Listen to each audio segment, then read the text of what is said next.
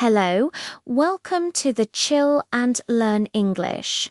Today's focus is on English listening practice, diving into the topic 30 plus C1 level vocabulary on crucial verbs.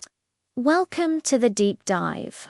Our mission today to understand those core verbs that really lift everyday English into truly sophisticated communication. We're talking about the C1 level here, that point where language isn't just functional anymore. It becomes a tool for real nuance, for strategy, for deep analysis.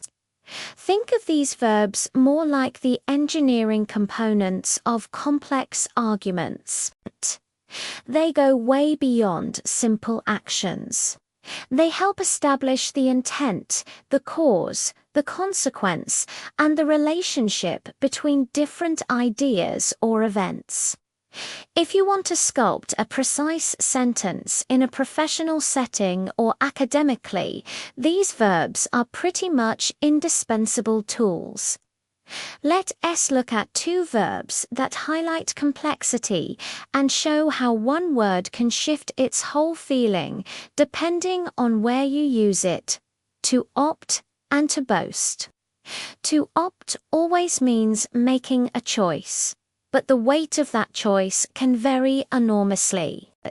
At low stakes, consumers opting for organic food to avoid pesticides, a simple shopping decision. At high stakes, a company facing serious market issues might opt to delay a huge product launch. It's deliberate, strategic, and signals a formal decision.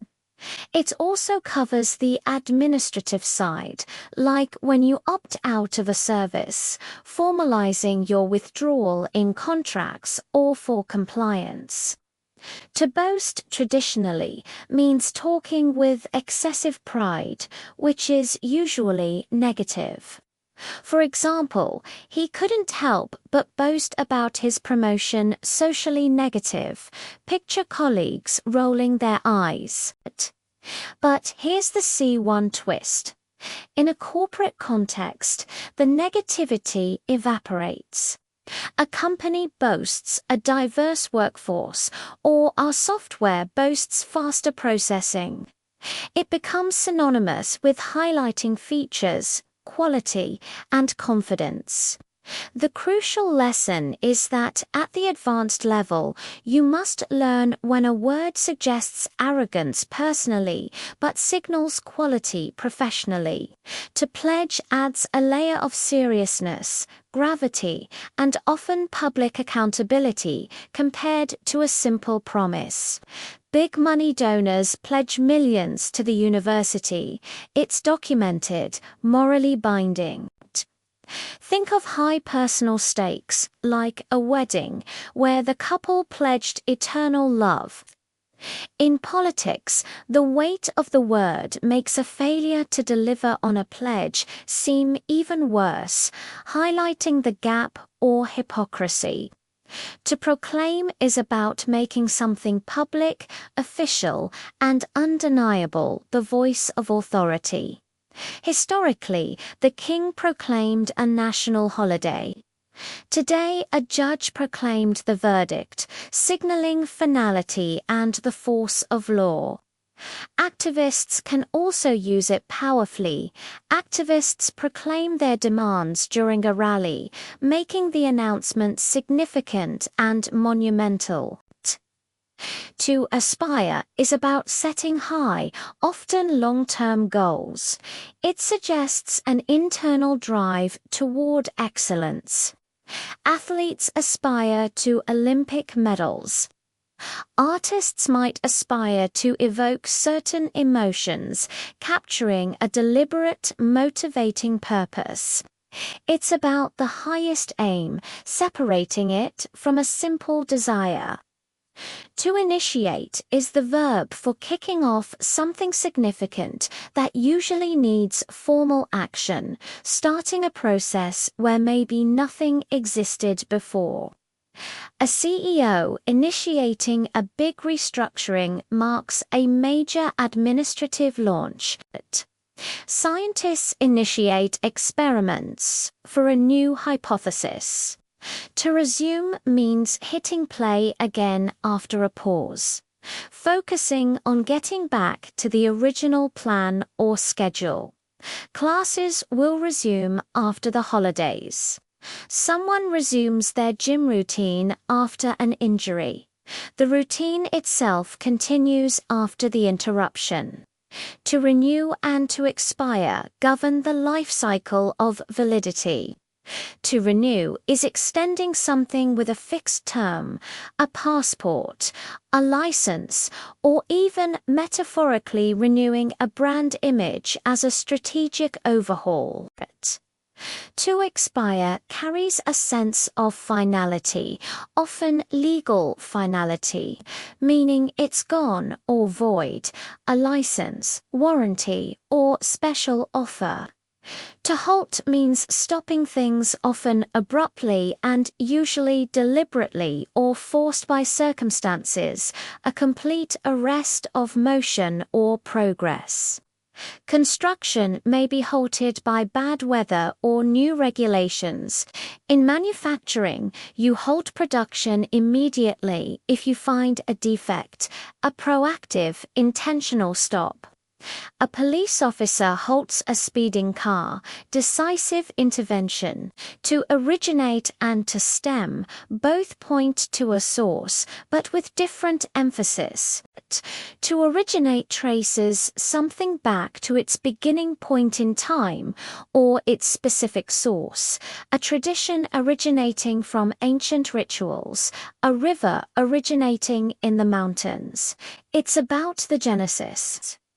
To stem implies derivation and causation, linking a current situation back to its ongoing cause.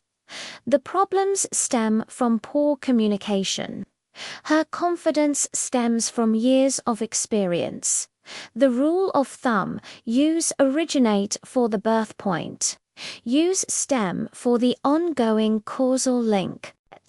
To manifest suggests something inherent, a quality, feeling, or illness becoming clearly visible or apparent. Often gradually, the internal becomes external. Symptoms manifest after exposure. His musical talent manifested itself very early on. The positive effects of the new policy finally manifested in better efficiency numbers. To constitute is about being the essential parts that form a whole. If you remove one, the whole does not hold up. These three key elements constitute the core of the theory. Volunteers constitute the backbone of the charity, meaning without them, it wouldn't function. To coordinate is about logistics and organization, making sure different parts or people work together smoothly, coordinating shipments for a deadline, coordinating schedules. To complement with an E is about quality, enhancing something else, completing it, and making the whole better. Her analytical skills complement his creative thinking. The wine complements the cheese. To coincide is mainly about timing or happening in the same place. The festival coincides with the bank holiday weekend, or project deadlines coincide in the same week. To correspond is about matching up, relating to, or agreeing with something else. The data we collected corresponds to the official predictions. His statement corresponds with what the witnesses saw. To consolidate means combining different things, usually to make them stronger, more efficient, or easier to manage. In business, companies consolidate departments to achieve better synergy and cut costs. People consolidate their debts into one loan. An athlete consolidates their gains after intense practice, making those improvements stick. To suppress, to deprive, and to displace describe hardship and coping. To suppress means stopping something, usually using force or authority, preventing it from being active or heard, a government suppressing protests or dissent, medicine suppressing a cough. The thing being suppressed is still there, just held back forcibly.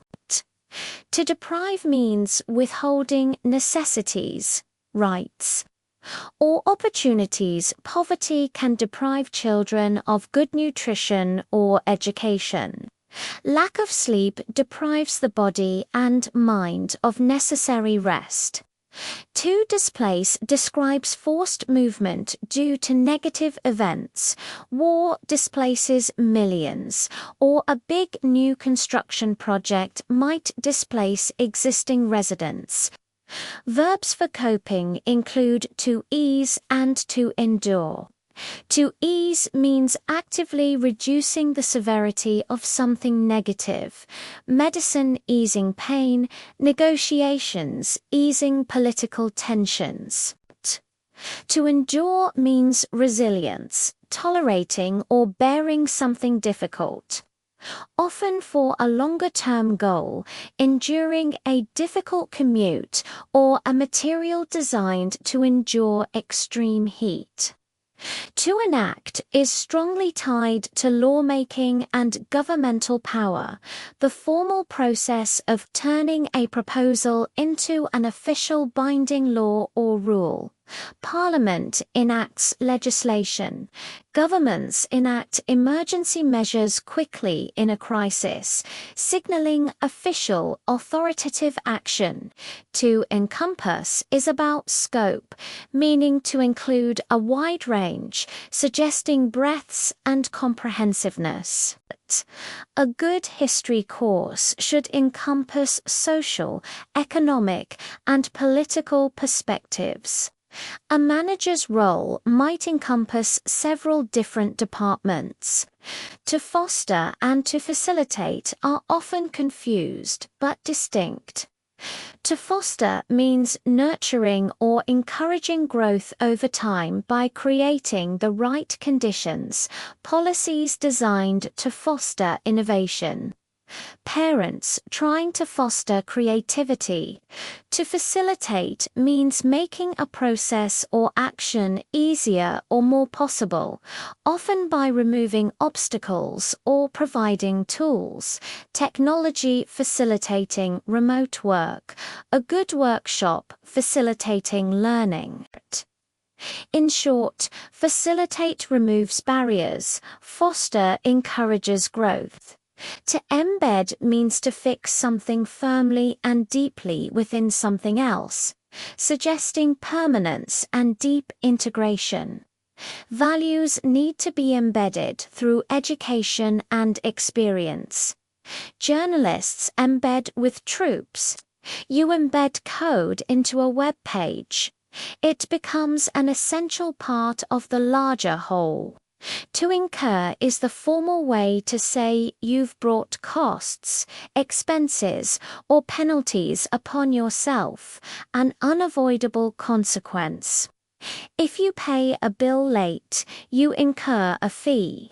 A project incurs unexpected costs due to delays. Violating safety regulations will likely incur heavy fines or legal action, describing being subjected to penalties. To venture means intentionally putting something valuable, money, reputation, or safety, at risk, usually hoping for a gain. Venture capital investors venture money on risky startups. A scientist might venture their reputation on a controversial theory. To indulge means allowing yourself enjoyment or pleasure, but often carrying an implicit warning against excess. We might indulge in a relaxing massage positive. But don't indulge your tendency to procrastinate. It signals potential cost or lack of discipline. To double-cross implies deceit within a partnership or shared plan, where one person secretly undermines the others for their own gain. Betrayal from within. The agent double-crossed their contact. It implies a serious violation of trust and cooperation. To evoke means triggering a response, usually an emotion, a memory, a feeling, calling something forth from inside. That smell evokes memories of my grandmother's kitchen. Music evokes nostalgia, a strong triggered internal response. To hail means to praise something or someone enthusiastically and publicly. Critics hailed the performance as groundbreaking. Experts hailed a new scientific discovery as revolutionary. To decay is the process of gradual destruction or deterioration. Usually through natural processes, wood decaying if left in the rain. Metaphorically, relationships decay if communication breaks down. Trust can decay. Public institutions can decay if neglected. It suggests that ongoing maintenance and care are needed to prevent deterioration. This has been a rigorous journey through 36 C1 level verbs. The main takeaway is how crucial the right verb is for conveying the precise intent and weight of what you want to say. Mastering these verbs gives you the power to articulate complex relationships, causation, such as how problems stem from something. Consequences, such as the costs you might incur. And mitigation, such as how actions can ease tensions. The challenge: try to consciously enact one of these verbs in your own life this week. For example, actively try to foster a new skill at work or coordinate a complicated family gathering. This forces you to operate with that C1 level of intent and strategy. We hope this deep dive has been valuable.